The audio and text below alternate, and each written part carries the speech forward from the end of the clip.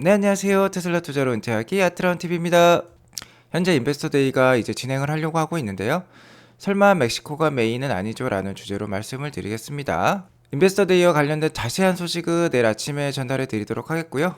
에너지 사업 확장의 첫 단추라고 할 수 있는 슈퍼차저 멤버십이 공개가 되어서 관련해서 알려드리도록 하겠고, 유럽 판매도 심상치 않은 것 같아요. 3대 지수 현황 간략히 살펴보고 가도록 하겠습니다. 지난달 중국의 제조업 구매 관리자 지수 PMI 지수라고 하죠. 이게 2012년 4월 이후 최고치를 기록을 했습니다. 중국의 경기가 뜨겁다라는 건데요. 리오프닝에 따른 경기 지표 상승 호재와 함께 장 초반에는 좋은 모습이었어요. 테슬라도 장 초반에 1% 이상 상승하면서 시작하려고 했는데 연준의 이번 달 빅스텝 가능성이 제기가 되면서 오늘 하락으로 마무리했다라고 볼 수 있겠습니다. 빅스텝은 50bp 금리 인상이 되겠죠. 현재까지는 25bp 금리 인상이었는데 보스틱 애틀란타 연은 총재도 50bp 금리를 올려야 된다라는 얘기도 하면서 다소 오늘 시장에 악영향을 준 것으로 판단이 됩니다. 10년물 국채금리도 4% 가까이 이렇게 급상승을 보여주고 있고요. 유가도 오늘 다소 오르면서 오늘 장에 안 좋은 모습을 보인 이유가 될 수 있겠습니다. 자, 전반적으로 안 좋은 모습 띄고 있고 오늘 유가가 올랐기 때문에 에너지 주식은 좋았고요. 헬스케어 주식도 비교적 좋은 모습을 보여주었고 나스닥은 전반적으로 안 좋은 모습 보여주었습니다. 애플도 1% 이상 하락했고 엔비디아 2% 이상 하락, 테슬라도 1% 이상 하락, 아마존도 2% 이상 하락하면서 장 전반적으로 안 좋은 영향을 끼쳤다라고 볼 수 있겠습니다. 자, 오늘 장에 극도로 부정적 영향을 미쳤던 건 역시 금리라고 할 수 있겠어요. 10년물 금리가 4%대를 장중에 터치를 했고요. 2년물 국채 금리는 무려 4.89%까지 올랐습니다. 10년물과 2년물의 장단기 금리 역전 현상도 더욱더 심해지는 모습이에요. 거의 1% 가까운 금리 역전 현상이 지금도 벌어지고 있습니다. 작년부터 이어졌던 금리 역전 현상이 뭐 1년 가까이 이제 진행이 되려고 하고 있어요. 자, 그러면서 오늘 장 전반적으로 안 좋은 영향을 끼쳤다라고 볼 수 있겠습니다. 나스닥 일봉 차트를 보면 오늘 200일선에 다시 한번 걸친 하루를 보여주었고요. 아직 200일선을 뭐 강력하게 깨지는 않았어요. 자, 아직도 방향석을 모색하고 있는 구간이다라고 볼 수 있겠습니다. 상방이든 하방이든 아직 열려있는 구간이라고 볼 수 있겠는데요. 자, 그래도 11,000선을 지지라인으로 삼고 계속해서 진행할 필요가 있겠다라고 말씀을 드리겠고요. 이러한 방향석을 가를 이슈가 하나 있죠. 바로 오늘에 있을 테슬라 인베스터 데이인데요. 테슬라 역시 이번 2월달 한 달간요 계속해서 이렇게 190불에서 210불 사이를 횡보하는 모습을 보여주었습니다. 뭐 한 달 넘게 크게 오른 경향도 없지 않아 있지만 인베스터 데이에 대한 기대감과 뭐 우려감이 함께 작용하면서 이렇게 횡보하는 모습을 보이고 있다라고 볼 수 있겠어요.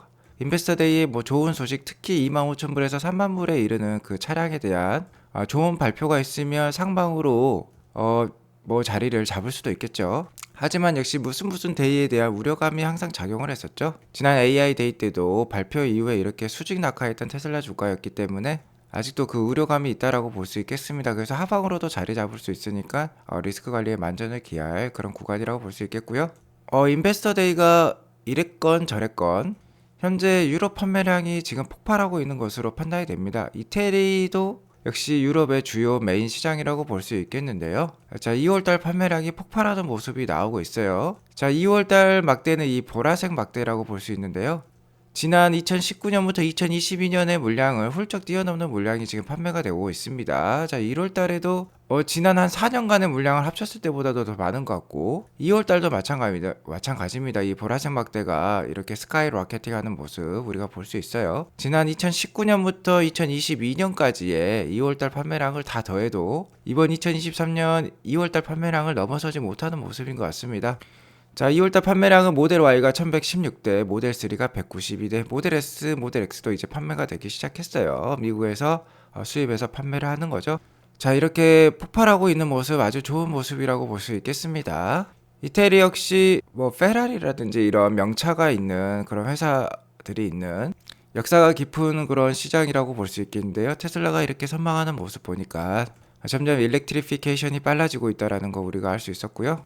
현재 2월이 끝난 상황이지만 이태리 물량이 거의 최고의 1분기를 달성하고 있는 모습이에요. 그 다음으로 뭐 많이 판매됐던 게 2021년이라고 볼 수 있겠는데 이 녹색 막대가 1분기 판매량을 뜻합니다. 근데 아직 3월이 남아있기 때문에 역시 이번 2023년 1분기가요 역대 최고의 1분기 판매량을 보여줄 수 있을 것으로 판단이 됩니다.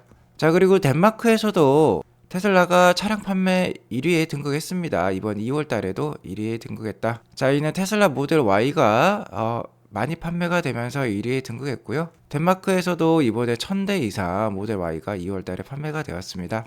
자, 여기 내연기관 차들과 비교가 된 표가 있는데 2등이 푸조 208이고 3등이 포드 쿠가예요. 자, 그리고 EV랑 비교한 것도 있습니다. 2등이 폭스바겐 ID4인데 188대밖에 판매가 안 됐어요. 모델 Y는 1000대가 넘는데 이와 현격한 격차 5.4배나 많은 그런 격차를 보여주고 있습니다. 덴마크 2월달 전기차 등록 대수는 3148대인데요. 그 중에 3분의 1 이상이 테슬라로 지금 판매가 되었다는 거 우리가 확인할 수 있고요. 덴마크도 일렉트리피케이션이 빠릅니다. 전년 동기 대비 83%나 전기차 등록 대수가 늘어났어요. 자, 유럽도 속속 전기차가 지금 많이 보급되고 있다라는 거 우리가 확인할 수 있었습니다.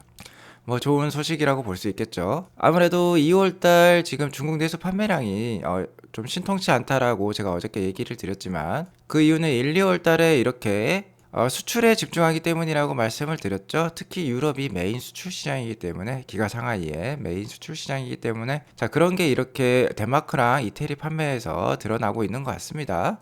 자, 그러니까 판매량 우려는 좀 접어둘 필요도 있을 것 같아요. 자, 그리고 최근에 제가 테슬라가 이제 넌 테슬라 유저들, 비테슬라 유저들이죠. 뭐 포드라든지 GM이라든지 이런 비테슬라 유저들에게도 슈퍼차저를 개방했다라고 말씀을 드렸는데요. 자, 이는 매직 닥 시스템을 이용해서 경쟁사 차량 고객들에게도 이제 슈퍼차징 서비스를 공급해주고 있습니다. 매직닥은 이렇게 좀 더 크게 생겼어요. 기존의 슈퍼차저는 이런 모양이었는데 그 앞에다 이렇게 닥을 붙여가지고 다른 차량에게도 이제 이렇게 에너지를 공급하게 될 수 있게 된 거죠. 자, 오늘날 미국에서 사용 가능한 어떤 다른 고속 EV 충전 솔루션에 비해서 여전히 훨씬 간단하다라고 합니다. 사용법이 간단하다라고 해요. 잠깐 사용법을 보면요. 먼저 자신이 충전하고 싶은 사이트와 스토어를 고르게 됩니다. 충전기를 고르게 되는 거죠. 자, 지역을 고르고요. 앱을 통해서 다 이루어지게 됩니다. 그 다음에 이제 충전 스토어를 고르게 됩니다. 충전기를 고르는 거죠. 자, 그래서 아답터를 언락하고 직접 판매해서 이렇게 매직닥을 이렇게 푼 다음에요. 직접 이제 차량에 꽂게 되면 이렇게 차징이 되면서 자기 앱으로 이렇게 볼 수 있게 됩니다. 차징이 얼마나 진행이 되었고 몇 킬로와트씩 차징이 진행되었고 이제 차징 스탑 버튼을 누르게 되면 언제 끝났다라고 이렇게 표시가 되고요. 자, 이제 결과가 나오게 됩니다. 자, 이분께서는 2월 28일에 충전했고 5분 30초 동안 충전을 했고 1.96달러가 나왔고 4kWh를 충전했다라고 이렇게 결과가 나오게 됩니다. 간단히 이렇게 충전할 수 있고요. 지금 속속 뉴스가 나오고 있는 게 F150 라이트닝 포드의 픽업 트럭이죠. 여기에서도 이렇게 지금 충전하고 있는 모습 나오고 있고요. 자, 리비안에서도 이렇게 슈퍼차저 이 매직 닥을 이용해서 충전하고 있는 모습 나오고 있습니다. 자, 여기에 더불어서 테슬라는 정말 에너지 사업에 진심인 것 같습니다. 그러면서 테슬라 EA 차량에게도 할인된 요금으로 충전할 수 있는 새로운 멤버십을 출시를 했어요. 현재 논 테슬라 유저들에게 가장 많이 쓰이고 있는 충전 프로그램이 바로 일렉트릭파이 아메리카에서 공급하는 충전 서비스라고 볼 수 있는데 이게 상당히 불편한 편입니다. 그래서 많은 사람들이 불평을 하고 있는데요. 좀 전에 보셨듯이 테슬라 매직닥을 이용해서는 정말 간편하게 충전할 수가 있어요. 근데 여기에 더불어서요, 할인된 요금까지 제시할 수 있는 새로운 멤버십을 새로운 구독 서비스를 테슬라가 시작을 했습니다. 자, 이제 무한 경쟁 시대에 접어들게 된 거죠. 자, 여전히 멤버십을 가입하지 않더라도요. 테슬라 슈퍼차저를 아까 보셨듯이 뭐 F150이라든지 리비안이라든지 뭐 루시드라든지 다 쓸 수 있습니다. 자, 이렇게 액세스가 가능하다는 거죠. 슈퍼차저 네트워크에 액세스가 가능한데요. 여기에 멤버십을 더하면 그러니까 한 달에 12.99달러예요. 12.99달러를 내게 되면은 더욱더 낮은 충전 요금으로 활용을 할 수 있습니다. 그러니까 장거리 운행이 많고 운행 거리가 많은 사람들은 이 멤버십을 활용하면 좋겠죠. 킬로와트 시장 최대 0.12달러를 할인받을 수 있다라고 합니다. 그러니까 간단히 계산해 보면 여기에다가 한 100을 곱해 보면요. 그러니까 100kW씩 그러니까 100을 곱해 보면은 12불이 되는 거예요. 그러니까 한 달에 내가 100kWh 이상 전비를 사용한다. 그렇게 되면 이 멤버십을 가입하는 게 훨씬 낫겠죠. 자, 이 멤버십에 대한 영향력을 한번 분석을 해보도록 하겠습니다. 현재 테슬라는 미국 전기차 시장의 한 65%를 차지하고 있어요. 그러면 나머지 이제 35%에 해당하는 비테슬라 유저들이 이것을 활용할 수 있겠는데요. 슈퍼차저 매출이 이 표만 보면은 한 35% 증가할 수 있을까요? 자, 그런 것을 가정을 했을 때요. 최대로 잡아도 연간 약 1조 원의 매출 상승이 기대가 됩니다. 자, 아직까지 슈퍼차저 매출은요, 에너지 사업에 속해 있지 않아요. 에너지 사업에는 뭐 솔라라든지 ESS가 속해 있습니다. 하지만 아직 슈퍼차저 매출은 에너지 사업에 속하지는 않고 서비스 앤 아더에 들어가요. 여전히 테슬라의 매출의 80~5% 가까운 범위는 오토모티브가 차지를 하고 있습니다. 그러니까 차량을 직접 생산해서 판매하는 게 대부분의 매출을 차지하고 있고, 서비스 앤 아더는 많아야 한 10%대라고 보시면 돼요.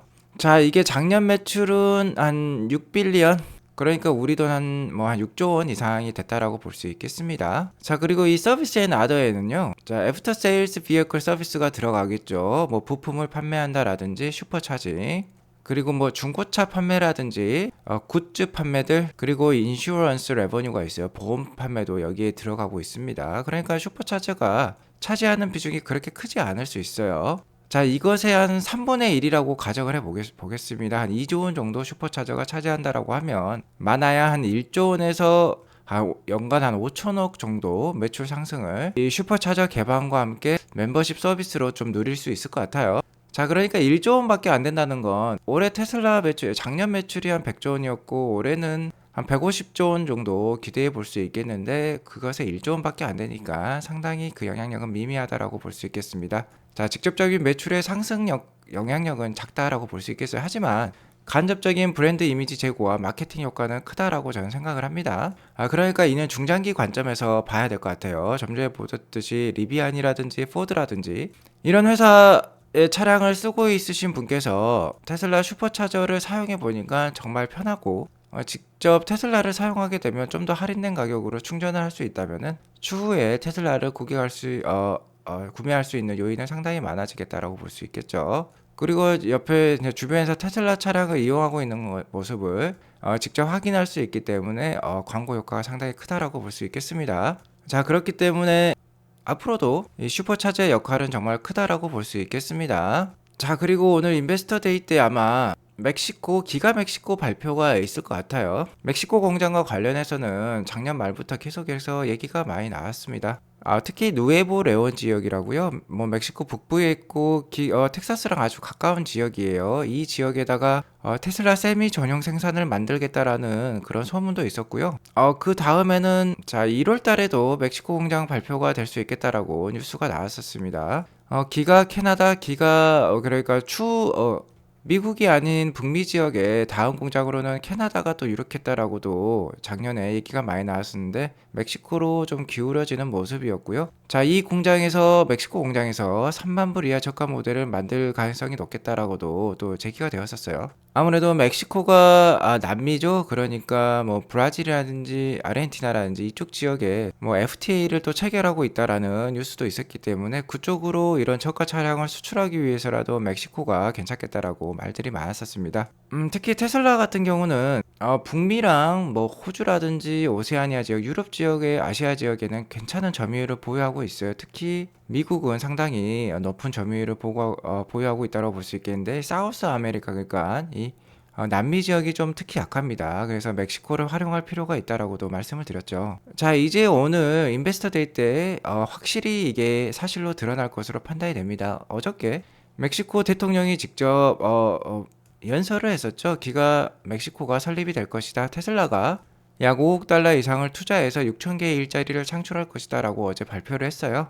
현재 이에 따라서 지금 투자자의 날에요. 테슬라는 멕시코에 조립 공장을 건설할 것을 확인할 것으로 판단이 됩니다. 이를 위해서 이미 테슬라는 누에보 레온 지역의 주지사를 투자자의 날 행사에 초대했다라고 합니다. 아마 직접 나와서 같이 연설을 할 수도 있을 것 같아요. 아무튼 이 누에보 레온 몬테레이 지역에 있는데, 이 지역이 샌안토니오, 오스틴 이쪽 기가 텍사스가 위치해 있는 공장과 한 6시간, 7시간밖에 안 걸린다고 해요. 자, 그렇기 때문에 충분히 정말로 가능성이 이제 높아졌다라고 볼 수 있겠고요. 아무래도 이쪽 공장에서는 아직 배터리까지는 생산을 하지 않을 것 같습니다. 근데 기가 텍사스 같은 경우는 4680 배터리를 지금 생산을 하고 있어요.